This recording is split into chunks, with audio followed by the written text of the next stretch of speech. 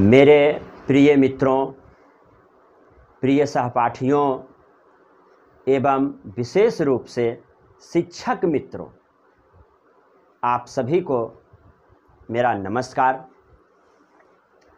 आज सीटेट की तैयारी करने के चरण में मेरा आज पहला क्लास होगा, अर्थात आज हम सीटेट के पाठ्यक्रम में पहला कक्षा शुरू करेंगे, जिसमें बाल केंद्रित शिक्षा और शिक्षक केंद्रित शिक्षा पर हम चर्चा करेंगे, अन्वेषण करेंगे, प्रयोग करेंगे, ताकि हमें यह पता चले कि आखिर शिक्षा का जो स्तर है वर्तमान में वो इतना गिरा हुआ क्यों है।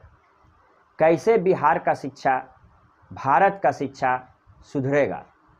इसके लिए हमें शिक्षा प्रणाली को समझना होगा और उसके लिए हमें शिक्षा शास्त्र का अध्ययन करना होगा। शिक्षण शास्त्र पेडागोजी, एक विद्यार्थी हाउ टू रीड, कैसे पढ़े, यह जानना चाहता है, लेकिन एक शिक्षक हाउ टू टीच, कैसे पढ़ाए, यह जानना चाहता है। तो हाउ टू टीच की इस कड़ी में हम आगे बढ़ते हैं। बाल केंद्रित शिक्षा और शिक्षक केंद्रित शिक्षा।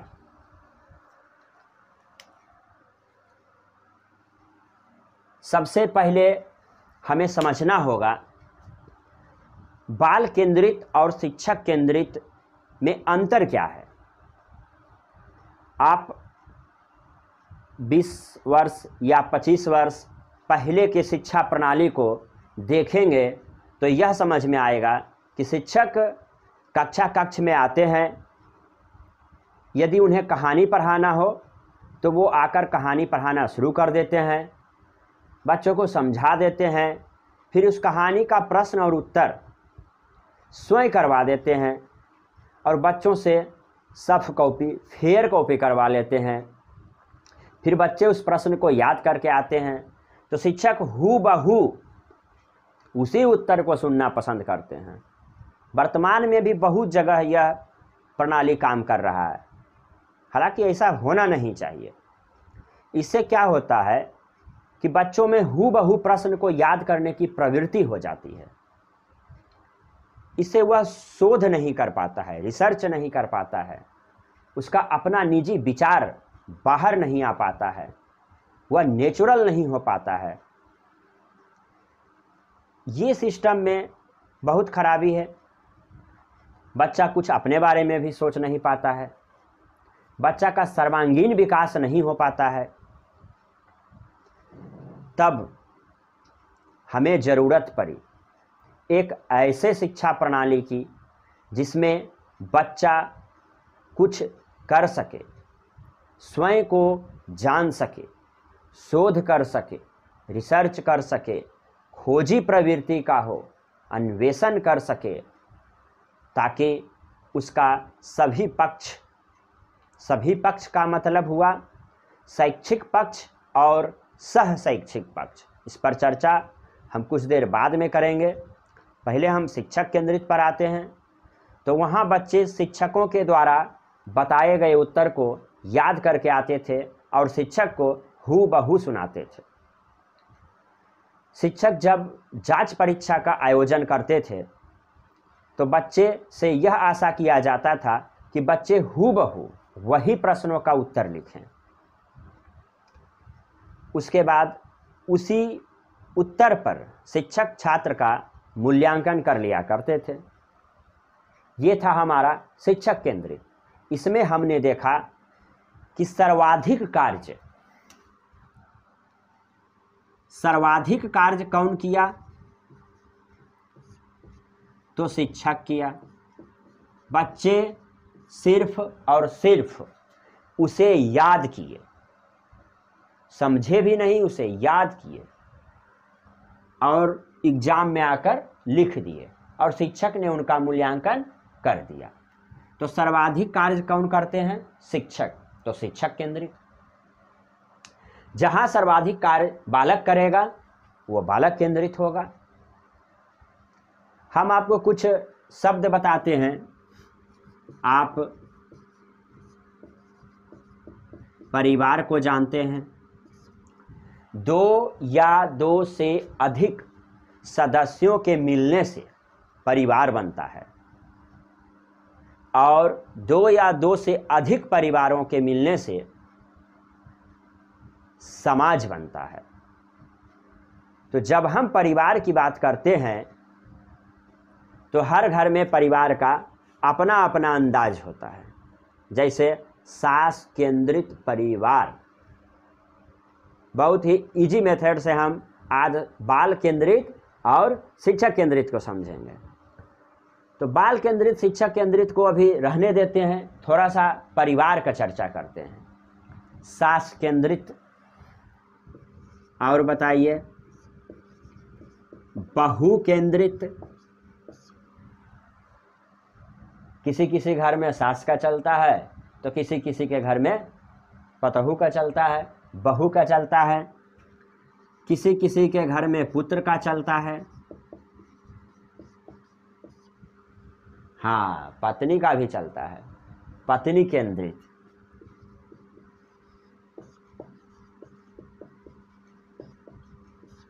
बहुत सारे पत्नी पीड़ित लोगों को सुनकर यह अच्छा लगेगा कि हमारे घर में पत्नी का चलता है, इसलिए मेरा परिवार कैसा है, पत्नी केंद्रित।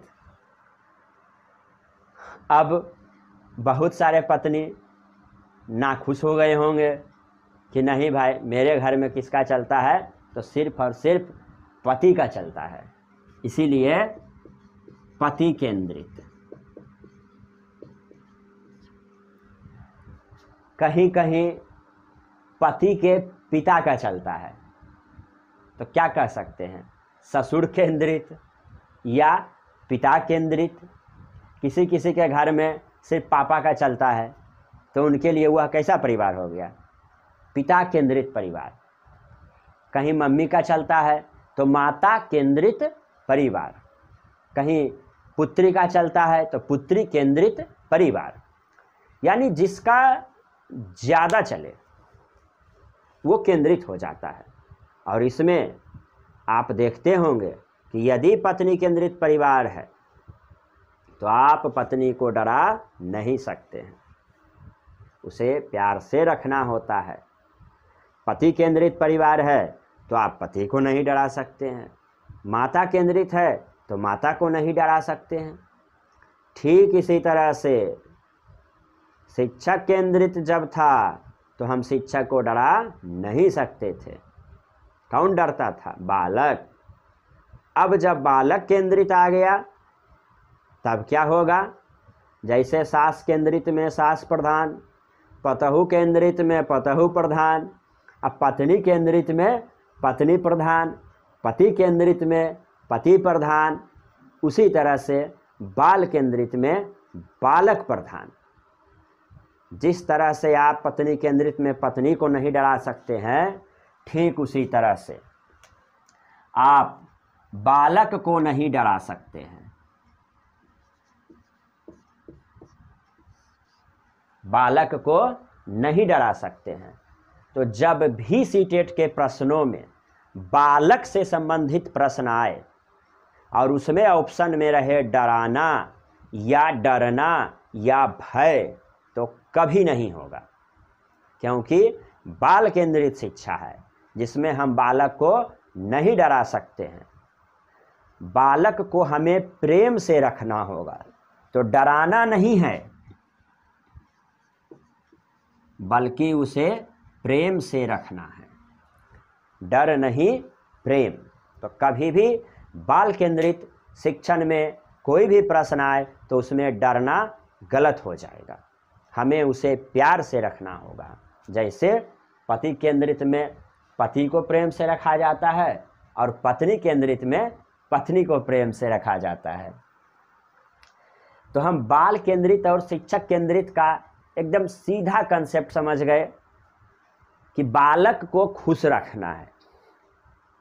शिक्षक केंद्रित बहुत पुराना था, ओल्ड हो गया।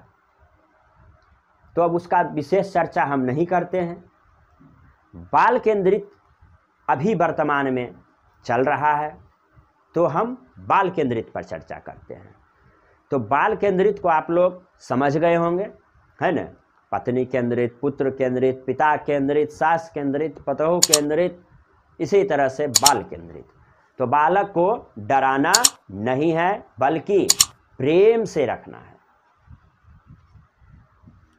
तो बाल केंद्रित, शिक्षक केंद्रित की अवधारणा स्पष्ट हो गई।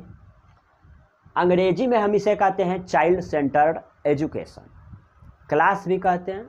कैसा कक्षा है जी? तो बाल केंद्रित कक्षा है। कैसा कक्षा है? तो शिक्षक केंद्रित कक्षा है। शिक्षक केंद्रित कक्षा में शिक्षक का ख्याल रखा जाता था, बालक का नहीं। खोज नहीं कर पाता था बच्चा, सिर्फ नकल करता था, रटता था। रटना नहीं है। यहाँ पर हम आपको 2 सेक्शन में इस क्लास को बांटेंगे।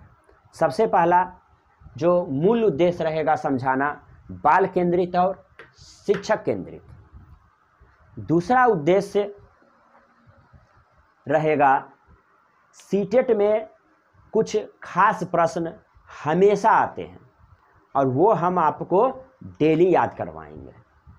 उतना चीज़ आपको डेली याद करना है, जैसे MLL, TLM, SCL, LAD, CCE, SBA का फुल फॉर्म, क्या करना है और क्या नहीं करना है। अवधारणात्मक, संरचनात्मक, सृजनात्मक, संकल्पनात्मक या संप्रतीय, पियाजे का संज्ञानात्मक विकास, कोहलबर्ग का नैतिक विकास और वाइगोत्स्की का सामाजिक विकास। तो इधर वाला जो सेक्शन है, यहाँ आप देख रहे होंगे कि इसको हमने 2 भाग में बांटा, एक इधर और दूसरा इधर। इधर वाला आज के टॉपिक से रिलेटेड है, बाल केंद्रित और शिक्षक केंद्रित। इधर वाला पूरा सीटेट से रिलेटेड है। आज आप 5 मार्क्स पढ़ने वाले हैं। एक क्लास में 5 नंबर आता है। इसका प्रमाण हम आपको अगले क्लास में प्रीवियस ईयर के प्रश्नों को प्रस्तुत करके बताएंगे कि देखिए आज जो हमने आपको कक्षा में पढ़ाया, क्या वह एग्जाम में कभी आया या नहीं आया। मेरा एक सिद्धांत है पढ़ाने का कि हम आपको जो भी पढ़ाएंगे उसका अगला दिन, अगला क्लास में हम परीक्षा लेंगे या खुद को साबित करेंगे कि हाँ, हमने जो पढ़ाया है क्या सीटेट से मैच करता है या नहीं करता है, क्या आपने कुछ सीखा है या नहीं सीखा है। हमारा दर्पण, हमारे द्वारा पढ़ाए गए क्लास का दर्पण प्रीवियस ईयर में पूछा गया प्रश्न है। तो आपका दर्पण क्या है? आपने जो इस वीडियो में सुना, जो देखा, जो समझा, क्या आपने उसको कंप्लीट किया? यह हम आपको अगले वीडियो में प्रश्न को प्रस्तुत करके चेक करेंगे कि क्या आप जानते हैं या नहीं जानते हैं। इसलिए वीडियो को ध्यान से सुनिएगा और ध्यान से सुनने के बाद यदि अच्छा लगे तो एक चीज़ हमेशा कीजिएगा, क्या जो आज हम बोर्ड पर नहीं लिखे हैं, इसलिए नहीं लिखे हैं कि यदि वास्तविक में आपको अच्छा लगे तभी लाइक, सब्सक्राइब, शेयर और कमेंट कीजिएगा। तो दूसरा सेक्शन यह है कि ये जो आपको दिख रहा है फुल फॉर्म, इससे हमेशा प्रश्न पूछा जाता है। MLL, TLM, SCL, LAD। तो एक सेक्शन में हम बाल केंद्रित और दूसरा सेक्शन में बार बार पूछा जाने वाला प्रश्न के बारे में हम चर्चा करेंगे। तो अब आते हैं हम बाल केंद्रित पर। तो बाल केंद्रित में हमने पढ़ ही लिया कि बालक महत्वपूर्ण है। इसमें गीजू भाई गीजू भाई की भूमिका अहम है। बाल केंद्रित में गीजू भाई की भूमिका अहम है। प्रगतिशील शिक्षा में जॉन डीबी का भूमिका अहम है। तो बाल केंद्रित क्या गीजू भाई, और प्रगतिशील शिक्षा कक्षा जॉन डीबी। यहां हम देखते हैं एक त्रिध्रुवीय प्रणाली। बाल केंद्रित में बालक को महत्वपूर्ण माना गया है, साथ ही साथ एक त्रिध्रुवीय प्रणाली का चर्चा है, जिसको कि हम इस तरह से समझेंगे कि यदि बालक को केंद्र मानते हुए यदि बाल केंद्रित शिक्षा का परिकल्पना करते हैं, तो शिक्षा यदि एक बिल्डिंग है तो उसका 3 पिलर है। कितना पिलर है? 3 पिलर, 3 ध्रुव है। कौन कौन? पहला शिक्षक, दूसरा बालक, और तीसरा पाठ्यक्रम। कौन पढ़ेगा? तो बालक पढ़ेगा। कौन पढ़ेगा? बालक। पढ़ाएगा कौन? शिक्षक। क्या पढ़ाएगा? ऐसे ही तो नहीं ना कुछ पढ़ाते रहेगा शिक्षक। इसके लिए एक पाठ्यक्रम है जो राष्ट्रीय स्तर पर है, जिसे एनसीएफ 2005 से हम समझेंगे। तो कौन पढ़ेगा? बालक। कौन पढ़ाएगा? शिक्षक। और क्या पढ़ाएगा? तो पाठ्यक्रम। इस तीनों पिलर में एक भी पिलर गिर गया तो शिक्षा का स्तर गिर गया। तीनों पिलर संभालना है, जिसमें आज हम देखेंगे बालक और शिक्षक, शिक्षार्थी और शिक्षक, सीखने वाला और सिखाने वाला, पढ़ने वाला और पढ़ने वाला। तो बालक शिक्षक का संबंध आज हम देखते हैं। कहा गया है कि बालक के व्यक्तित्व का विकास, बालक के व्यक्तित्व का विकास ज़्यादा महत्वपूर्ण है। एक शिक्षक कितना पढ़ा देता है पाठ्यक्रम, ये ज़्यादा महत्वपूर्ण नहीं है। ज़्यादा महत्वपूर्ण है कि शिक्षक ने जो भी पढ़ाया उससे बालक के व्यक्तित्व का विकास कितना हो पाया, कहाँ तक हो पाया, ये महत्वपूर्ण है। तो व्यक्तित्व का विकास ज़्यादा महत्वपूर्ण है चैप्टर ख़त्म करने से। आप सिलेबस पूरा कर दिए लेकिन बालक का व्यवहार में रूपांतरण ही नहीं हुआ, बालक के व्यक्तित्व का विकास ही नहीं हुआ, तो फिर क्या पढ़ाए? बेकार हो जाता है पढ़ाना। जैसा कि आजकल देखते हैं, लोग स्नातक कर लेते हैं, मैट्रिक पास कर लेते हैं, इंटर पास कर लेते हैं, लेकिन एक पत्र लिखने नहीं आता है। एक लेटर लिखने से पहले 10 बार सोचते हैं। 10 लाइन शुद्ध हिंदी नहीं बोल पाते हैं। शुद्ध हिंदी तो छोड़ दीजिए, मिला जुला कर शुद्ध रूप भी नहीं बोल पाते हैं। क्यों? क्योंकि उसके व्यक्तित्व का विकास पर ध्यान नहीं दिया गया शुरू से। शिक्षक सिर्फ पाठ्यक्रम को पूरा करने पर फोकस किया और उसका जो पर्सनालिटी डेवलपमेंट था उस पर काम ही नहीं किया गया, जिसका नतीजा ये है। तो यहाँ शिक्षक ने अपना कार्य पूरा नहीं किया। क्यों? क्योंकि बालक को समझा ही नहीं।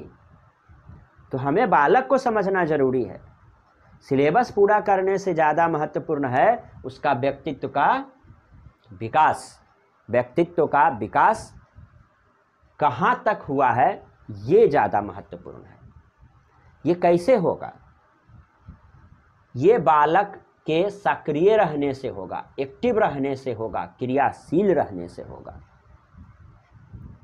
देखिए, जो भी शब्दावली का हमने प्रयोग किया है, यही शब्दावली एग्जाम में आता है, आता था और आते रहेगा। इसलिए इस शब्दावली पर फोकस कीजिए। व्यक्तित्व का विकास, त्रिध्रुवीय प्रणाली, गीजू भाई। अब हमने बताया आपको कि व्यक्तित्व का विकास कब होगा?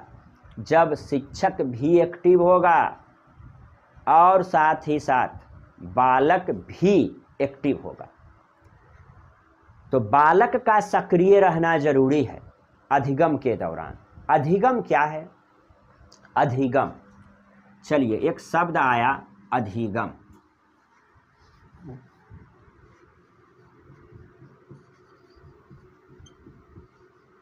अधिगम लर्निंग,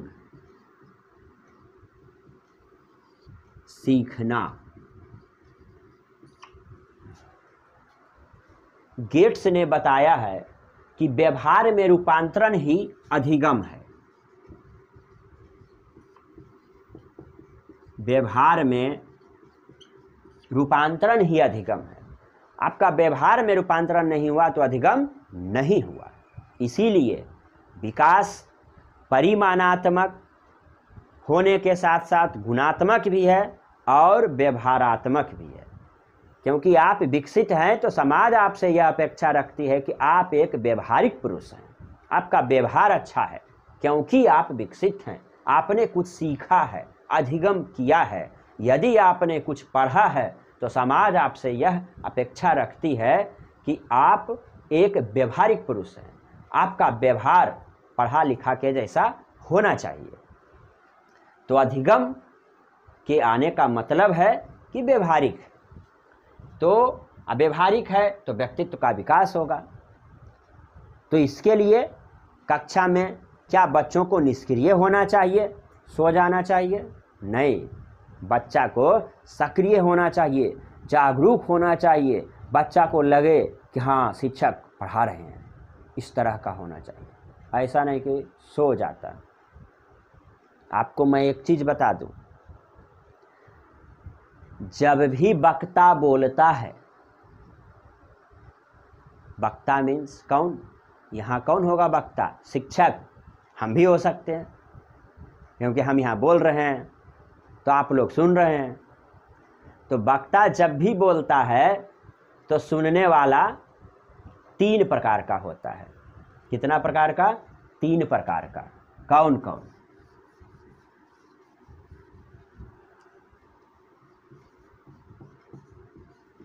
श्रोता, जो सुन रहा है ध्यान से कि हाँ सर कुछ बोल रहे हैं। दूसरा सरौता। सरौता क्या? वो इसलिए सुन रहा है या वो इसलिए मेरा वीडियो देख रहा है ताकि वो मेरे किसी न किसी गलती को निकाले या किसी न किसी बात पर वो कट करे। सरौता जानते हैं क्या होता है? खैनी काटने वाला मशीन, उसके नीचे जो भी लाइए काटते चला जाएगा। तो उसका काम है बात को काटना। आपके आसपास भी ऐसे लोग होंगे। आप जब बोलते होंगे तो कोई लोग ध्यान से सुनते होंगे, जिसे हम श्रोता कहते हैं, और कोई लोग आपका बात अभी पूरा भी नहीं हुआ कि बीच में उसको कट कर देंगे, उसे कहते हैं सरौता।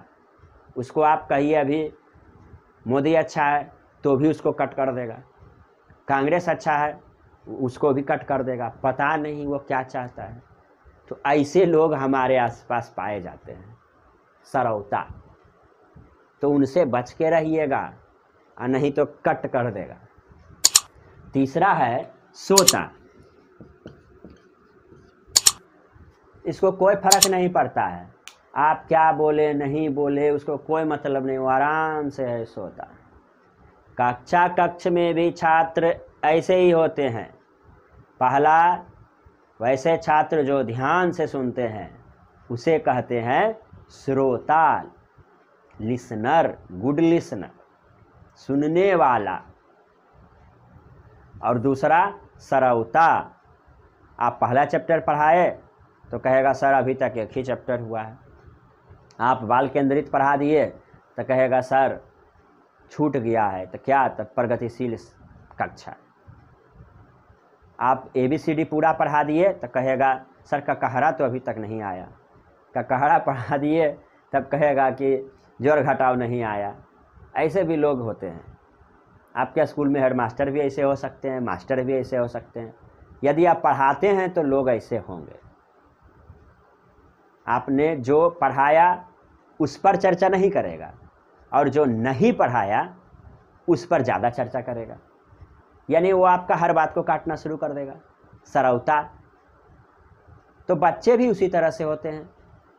एक बच्चे जो ध्यान से आपकी बात को सुनते हैं और दूसरा जो आपका हर बात को काटने के लिए रेडी रहता है। तीसरा सोता, उसको कोई फर्क नहीं है पढ़ता, वो आराम से सोता। आप जो पढ़ाइए आम इमली, उससे उसको कोई मतलब नहीं है। वो आराम से आएगा और आराम से बस्ता लेकर घर चल जाएगा, वो है सोता। तो 3 तरह का होता है। अब हम आगे चलते हैं।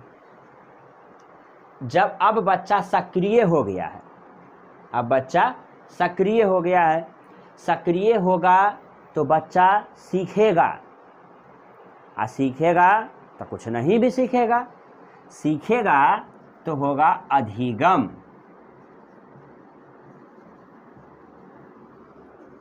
तो कुछ नहीं सीखेगा उसे कहते हैं अनधिगम। तो कुछ सीखना अधिगम है तो कुछ नहीं सीखना अनधिगम है। तो अनधिगम भी अधिगम का एक हिस्सा है। तो यदि सीखा तो अधिगम और नहीं सीखा तो अनधिगम। नहीं सीखा तो कुछ गलती किया होगा, और वही गलती होता है आपका क्या? त्रुटि। क्या होता है? त्रुटि। अब बच्चा गलती किया, इसका मतलब अनधिगम है। तो हम तो जानते हैं कि अनधिगम भी क्या है? अधिगम का एक हिस्सा है। तो त्रुटि को हमेशा स्वीकार करना चाहिए, एक्सेप्ट करना चाहिए, और उससे शिक्षक को सीखना चाहिए कि बच्चा कहाँ त्रुटि किया, आखिर हमने कहाँ गलती किया, बच्चा कहाँ नहीं समझा। इसका मतलब है कि मेरा पढ़ाने का स्तर और बच्चा के पढ़ने का स्तर दोनों में आसमान ज़मीन का अंतर है। यदि छोटा मोटा अंतर होता, कम अंतराल होता, तो बच्चा ज़रूर समझता और त्रुटि नहीं करता। तो हमें अपने लेवल को सुधारना चाहिए, स्वीकार करना चाहिए, यह सीखना चाहिए कि बच्चा कहाँ गलती किया, और सिखाना चाहिए कि देखो बच्चा तुमने यहाँ गलती किया था और उसको हम सुधारेंगे। तो त्रुटि हमेशा स्वीकार्य होना चाहिए, एक्सेप्ट करना चाहिए। जब बच्चा त्रुटि किया और हमने उसे बताया तो क्या होगा? तो बच्चा के मन में यह भरोसा जग जाएगा कि शिक्षक फ्रेंडली हैं, अपने ही टाइप के हैं। उसके बाद बच्चा बेझिझक होकर, बेधड़क होकर कक्ष में आपसे प्रश्न पूछेगा। और यदि आप उसे डरा देते हैं, अरे बैठ जाओ, ये पूछेगा, या 4-5 प्रश्न आप ही पूछना शुरू कर देते हैं तो बच्चा डर जाता है। इससे बच्चा प्रश्न नहीं पूछेगा। तो जब बच्चा प्रश्न पूछे तो उसे अवहेलना नहीं करना चाहिए, नकारना नहीं चाहिए, डराना नहीं चाहिए, कक्ष से बाहर कर देना नहीं चाहिए, बैठा देना नहीं चाहिए। ऐसा नहीं करना चाहिए। तो क्या करना चाहिए? तो बच्चे को प्रश्न पूछने की आज़ादी देनी चाहिए। बच्चे को प्रश्न पूछने की आज़ादी देनी चाहिए। अब क्या होगा? तो अभी तक हमने क्या देखा? बाल केंद्रित में बालक प्रधान, गीजू भाई की अहम भूमिका, त्रिध्रुवीय प्रणाली, बालक के व्यक्तित्व का विकास ज़्यादा महत्वपूर्ण है। बच्चा को सक्रिय होना चाहिए, श्रोता होना चाहिए। अब बच्चा सक्रिय होगा तो त्रुटि करेगा। अब हम आते हैं सर्वांगीण विकास पर। तो अभी तक हमने देखा कि बच्चा सक्रिय हुआ तो कुछ सीखा, अधिगम किया तो अनधिगम भी किया, तो त्रुटि हो गया। अब बच्चा को भरोसा हो गया कि आप उसके गलती को सुधार सकते हैं, इसलिए अब आपसे प्रश्न पूछना शुरू कर दिया। अब इससे क्या होगा? वही होगा जो मंजूर खुदा होगा, सर्वांगीण विकास होगा। सर्वांगीण विकास क्या है? तो शैक्षिक और सह शैक्षिक, शैक्षिक पढ़ाई लिखाई से संबंधित, और सह शैक्षिक दौड़ना, खेलना, कूदना, गाना, वाचन, लेखन, भाषण, ये सारा कौशल आता है सह शैक्षिक में।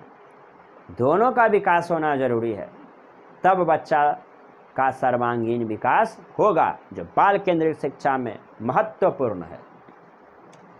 शैक्षिक और सह शैक्षिक जब हम देखते हैं तो एक शब्द आता है CCE, कंटिन्यूअस कॉम्प्रिहेंसिव इवेल्युएशन, सतत व्यापक मूल्यांकन। सतत का मतलब होता है निरंतर। इसका विशेष चर्चा हम CCE वाले टॉपिक पर करेंगे। फिर भी हम आपको एक चीज़ बता देते हैं, सतत मतलब निरंतर। शिक्षक को निरंतर मूल्यांकन करते रहना चाहिए।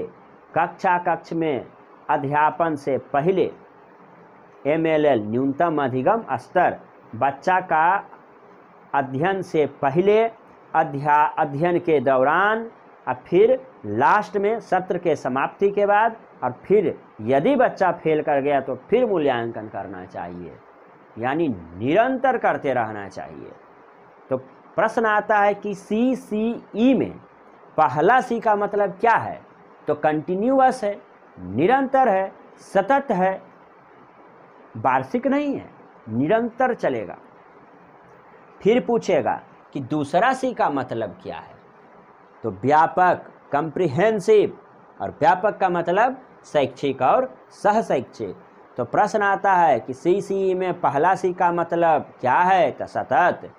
प्रश्न आता है कि CCE में पहला C का मतलब सतत होता है, जिसका मतलब क्या होता है? तो निरंतर। फिर पूछेगा कि CCE में दूसरा C का मतलब क्या होता है? तो कॉम्प्रिहेंसिव, व्यापक। फिर पूछेगा कि व्यापक का मतलब क्या होता है? तो शैक्षिक और सह शैक्षिक इवेल्युएशन। अब आते हैं, जब सर्वांगीण विकास हो गया तब क्या होगा? बच्चा शोध करेगा, अन्वेषण करेगा, खोजी प्रवृत्ति का होगा। क्यों? क्योंकि आपने उसे प्रश्न पूछने की आज़ादी दिया था, आपने उसके गलतियों को सुधारा था। इससे बच्चा खुद के बारे में जाना और खुद को एक्सप्लोर करना सीखा, तभी वह रिसर्च करेगा। और यह कब होगा? जब बच्चा सक्रिय होगा, श्रोता वाला नहीं होगा, श्रोता होगा, जिज्ञासु होगा, नया नया चीज जानने के लिए, समझेगा, रटंत नहीं समझंत। सुधार, यदि वो गलती कुछ किया है तो वो सुधार सकता है, क्योंकि आपने उसे उसके गलती को कभी सुधारा था। तो अपना अनधिगम को वह अधिगम में बदलेगा। आप जब भी कक्ष में पढ़ाएं तो अर्थपूर्ण पढ़ाएं। अब बोधन होना चाहिए। जैसे मैं आपको एक कहानी बताता हूँ कि एक बार किसी सरकारी स्कूल में मैं जब गया तो एक कक्ष में मैंने यह पाया कि एक शिक्षक पढ़ा रहे थे कक्ष में लोकतंत्र। अब लोकतंत्र पढ़ा रहे हैं तो देखिए क्या पढ़ा रहे थे कि लोकतंत्र लोगों का शासन है। लोक मतलब लोग होता है बउआ, तो सब बोला हाँ सर। लोग में अभी किसान भी होता है, तो हाँ सर। अभी बरसात है, धान का सीजन है, क्या रोपा रहा है खेत में जी? तो धान। अब धान में खाद भी लगता है, अभी जानता है ना, यूरिया खाद का बहुत मारामारी चल रहा है। सोचिए, लोकतंत्र पढ़ा रहे हैं, उनको पढ़ाना चाहिए राज्यसभा, लोकसभा, विधानसभा, राष्ट्रपति, प्रधानमंत्री, मुख्यमंत्री, सांसद, विधेयक, ये सब पढ़ाना चाहिए। और वो कहाँ चल गए? यूरिया खाद डालने के लिए। तो ऐसा लेक्चर नहीं होना चाहिए आपका। तो एक शिक्षक का व्याख्यान में अर्थ होना चाहिए, अब बोधन होना चाहिए, तभी बच्चा को लगेगा कि स्वाभाविक है। बच्चा स्वाभाविक रूप से कब पढ़ेगा? जब आप उसको वास्तविक जीवन से जोड़कर पढ़ाइएगा, अनुभव से पढ़ाइएगा, अनुभव आधारित ज्ञान दीजिएगा, तब बच्चा को लगेगा कि हाँ सर जो है एकदम सही बात बता रहे हैं। कैसे? तो उदाहरण देकर पढ़ाना है। और उदाहरण दो प्रकार के होते हैं। कौन कौन? स्पष्ट उदाहरण और दूसरा गैर उदाहरण। अवधारणा स्पष्ट करने के लिए हमें विभिन्न प्रकार का उदाहरण देना पड़ता है, और उदाहरण दो प्रकार के होते हैं। स्पष्ट उदाहरण, जब हम किसी तथ्य को स्पष्ट रूप से बच्चों के बीच बताते हैं तो उसे स्पष्ट उदाहरण कहते हैं, जैसे किताब से बताते हैं। और जब हम स्पष्ट रूप से बताते हैं तो कुछ बच्चे को समझ में आता है और कुछ बच्चे को समझ में नहीं आता है। तो जिन बच्चे को समझ में नहीं आता है उनको हम अलग टाइप के उदाहरण से बताते हैं, अपने ज़िंदगी के अनुभव से बताते हैं, वास्तविक जीवन से जोड़कर बताते हैं, जिसे हम गैर उदाहरण कहते हैं। और स्पष्ट उदाहरण और गैर उदाहरण बताने से बच्चा का अवधारणा विकसित हो जाता है। तो हमें उदाहरण देकर पढ़ाना चाहिए, वास्तविक जीवन से जोड़कर पढ़ाना चाहिए और स्वयं करके सिखाने की प्रवृत्ति को बढ़ावा देना चाहिए। बच्चा जब स्वयं से किसी कार्य को करता है तो उसका ज्ञान स्थायी होता है, टिकाऊ होता है, ज़्यादा देर तक टिकता है। स्वयं करके उसको सिखाइए। सजीव निर्जीव हम पढ़ा रहे हैं तो उसको कहेंगे कि जाओ घर से लेकर यहाँ तक आने में जितना भी सामग्री मिले सबको लेकर आओ थोड़ा थोड़ा। तो कोई पत्ता लाएगा, कोई पेड़ लाएगा, कोई पौधा लाएगा, कोई गिट्टी लाएगा, कोई ईंटा लाएगा, कोई खपड़ा लाएगा। और जब सब ले आएगा तब हम उसका वर्गीकरण करेंगे। देखो जी कौन श्वास ले सकता है, कौन नहीं ले सकता है, सबको अलग अलग रखेंगे, वर्गीकरण करेंगे। लिखने बोलेंगे क्या क्या देखा लिख तो दो, तो लिखेगा आदमी देखे, गाड़ी देखे, घोड़ा देखे, बैल देखे, बकरी देखे, फिर बांट देंगे सजीव निर्जीव।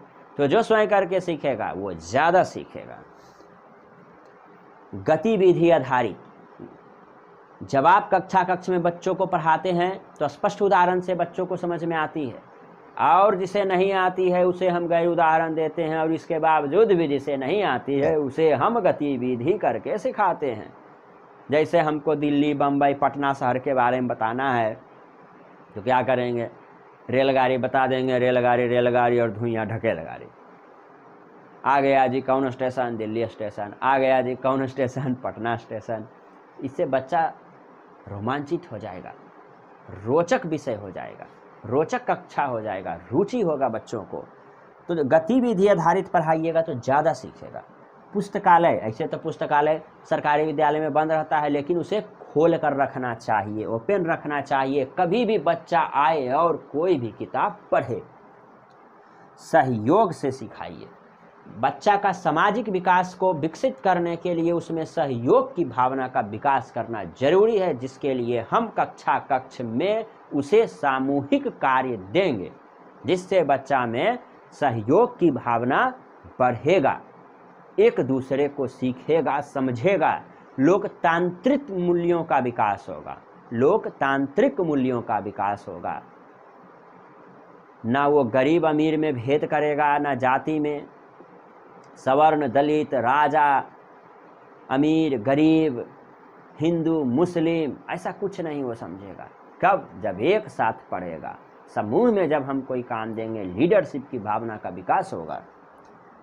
तो सामाजिक विकास के लिए सहयोग की भावना का विकास करना जरूरी है। तभी मेरा कक्षा रुचि होगा, रुचिकर होगा, कक्षा रोचक होगा। और हमेशा ज्ञान को बाहरी जीवन से जोड़िए, चार दीवारी से बाहर भी बच्चों को ले जाइए, क्योंकि अधिगम के बारे में बताया है गेट्स ने कि व्यवहार में रूपांतरण ही अधिगम है। और ये कब होगा? जब ज्ञान को हम बाहरी जीवन से जोड़ेंगे। तो आज हमने पहला सेक्शन बाल केंद्रित और शिक्षक केंद्रित को डिटेल रूप में पढ़ा, एकदम देसी अंदाज में, कहीं कोई रटने की आवश्यकता नहीं है। एकदम उंगली पर आप गिन सकते हैं कि क्या है जी। तब बालक प्रधान होगा, एक बालक को डराएंगे नहीं, प्यार से रखेंगे। दूसरा जीजू भाई आएंगे, अहम भूमिका। तीसरा त्रिध्रुवीय प्रणाली, बालक पढ़ने वाला, पढ़ाने वाला, शिक्षक क्या पढ़ाएगा, पाठ्यक्रम क्या जरूरी है। तब सिलेबस खत्म होने से ज़्यादा जरूरी है व्यक्तित्व का विकास, पर्सनालिटी डेवलपमेंट होना जरूरी है। कब होगा? जब हम पढ़ाएंगे अब पढ़ाएंगे तो 3 चीज़ होगा, बच्चा सोएगा, सरौता और श्रोता। श्रोता बनाना है, इसके लिए हमें उसे सक्रिय रखना है, एक्टिव रखना है, कोई ना कोई काम देते रहना है, क्रियाशील रखना है। और जब बच्चा सक्रिय होगा तो सीखेगा तो अधिगम, और नहीं सीखेगा तो अनधिगम। तो कुछ बच्चा सीखेगा और कुछ बच्चा नहीं सीखेगा, या प्रत्येक बच्चा कुछ सीखेगा और कुछ नहीं सीखेगा। नहीं सीखा तो अनधिगम, अधिगम भी अधिगम का एक हिस्सा है। इसीलिए बच्चा त्रुटि करेगा तो हमें स्वीकार करना चाहिए, समझना चाहिए कि क्यों गलती किया। कहीं हम ज़्यादा लेवल में तो नहीं पढ़ा दिए, तो हमें बच्चों का स्तर ज्ञात करना होगा और खुद का स्तर को भी देखना होगा, दोनों को आसपास लेकर हमें व्याख्यान देना होगा, तभी मेरा बात बच्चा समझेगा, अन्यथा नहीं समझेगा, और नहीं समझेगा तो गलती करेगा। तो हमें यह सीखना चाहिए कि बच्चा गलती कैसे किया, अब फिर उसके बाद बच्चे को समझाना चाहिए, सिखाना चाहिए कि तुम अगला बार ये गलती नहीं करो। तब जब आपने उसके गलती को समझा और उसका समाधान किया, तब बच्चा के मन में भरोसा आया कि आप एक अच्छे शिक्षक हैं, सफल शिक्षक हैं।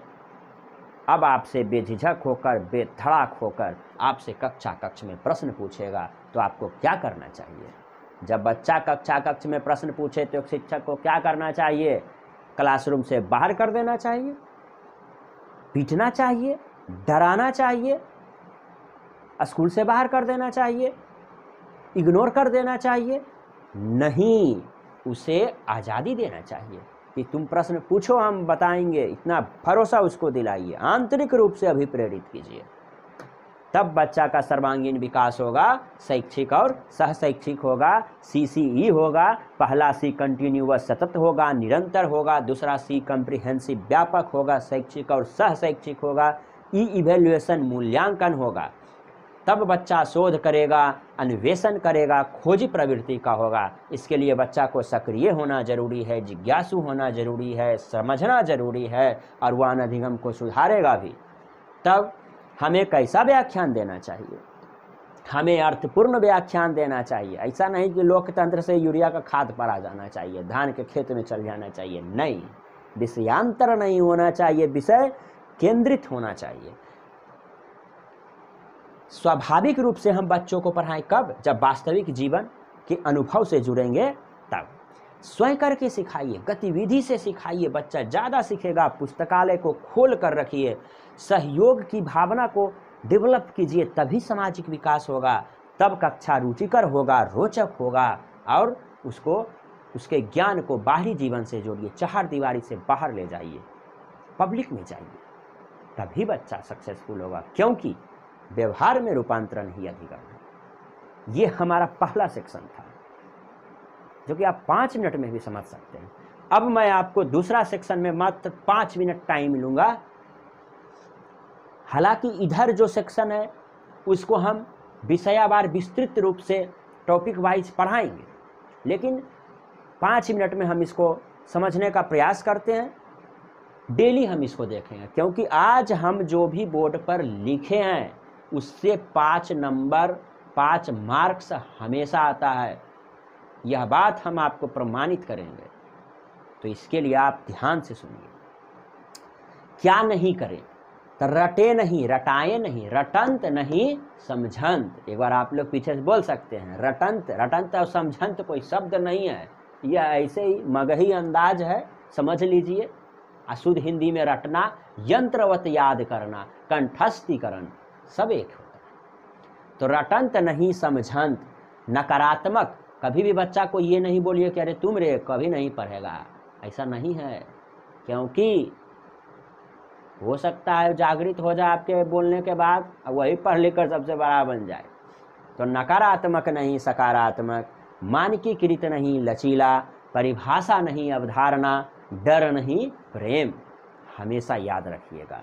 तो बोलिए एक बार, रटंत नहीं समझंत, नकारात्मक नहीं सकारात्मक, मानकीकृत नहीं लचीला, परिभाषा नहीं अवधारणा, डर नहीं प्रेम।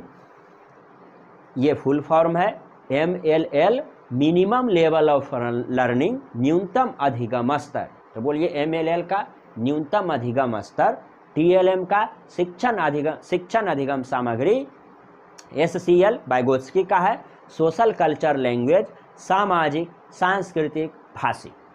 LED लैंग्वेज एक्विजिशन डिवाइस, भाषा अर्जन यंत्र चॉम्स्की, भाषा अर्जन यंत्र चॉम्स्की।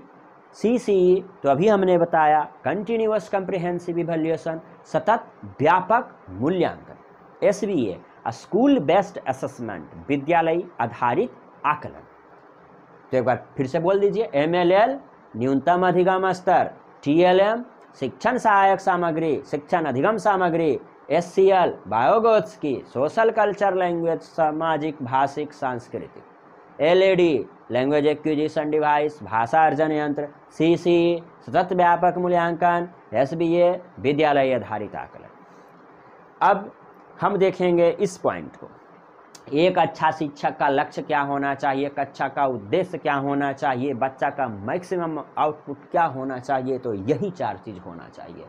बच्चा का अवधारणा स्पष्ट होना चाहिए, संरचनात्मक या रचनात्मक ज्ञान तभी विकसित होगा, कुछ नया कर सकने की भावना सृजनात्मकता आएगा, तब बच्चे में संप्रत्यय विकसित होगा, संकल्पनात्मक समझ आएगा।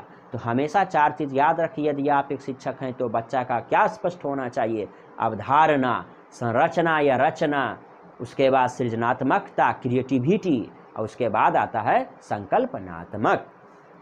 अब लास्ट में ये चीज़ भी आपको हमेशा याद रखना है, इस पर विस्तृत चर्चा अगले वीडियो में करेंगे। पियाजे संज्ञानात्मक विकास, कोहलबर्ग नैतिक विकास, वाइगोत्स्की सामाजिक विकास। 2 और याद कर लीजिएगा, समीपस्थ विकास का सिद्धांत, निकटतस्थ विकास का सिद्धांत किसका, तो वाइगोत्स्की का। प्रश्न आता है कि अधिगम एक सामाजिक प्रक्रिया है, किसका कथन है, तो वाइगोत्स्की का है। समीपस्थ विकास का सिद्धांत किसका है, वाइगोत्स्की का है। निकटतस्थ विकास का सिद्धांत किसका है, वाइगोत्स्की का है। संज्ञानात्मक किसका है, पियाजे का है। तो आपको इतना चीज़ हमेशा दिमाग में रखना है। 5 नंबर सिर्फ इससे आता है, देखिए इतना से, अबाल केंद्रित से अलग आता है। तो 5 मार्क्स के लिए हमेशा याद रखिएगा। तो एक बार बोलिए, पियाजे क्या, संज्ञानात्मक विकास कोहलबर्ग, नैतिक विकास वाइगोत्स्की, सामाजिक विकास समीपस्थ निकटतस्थ वाइगोत्स्की, LED भाषा अर्जन यंत्र। इसी तरह से आप लोग भी वीडियो को सुनिएगा, देखिएगा, समझिएगा, पीछे पीछे दोहराइएगा। और यदि मज़ा आ जाए तो वही चीज़ कीजिएगा, लाइक, सब्सक्राइब और क्या, शेयर और लास्ट में कमेंट। तो आप भी सीखिए और दूसरों को भी सिखाइए। तो आज का क्लास यदि आपने ध्यान से सुना तो आपको 5 से 7 नंबर आराम से आएगा।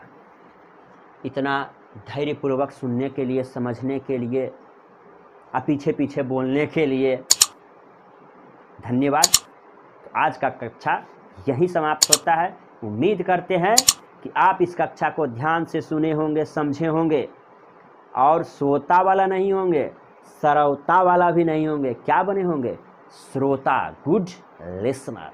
धन्यवाद।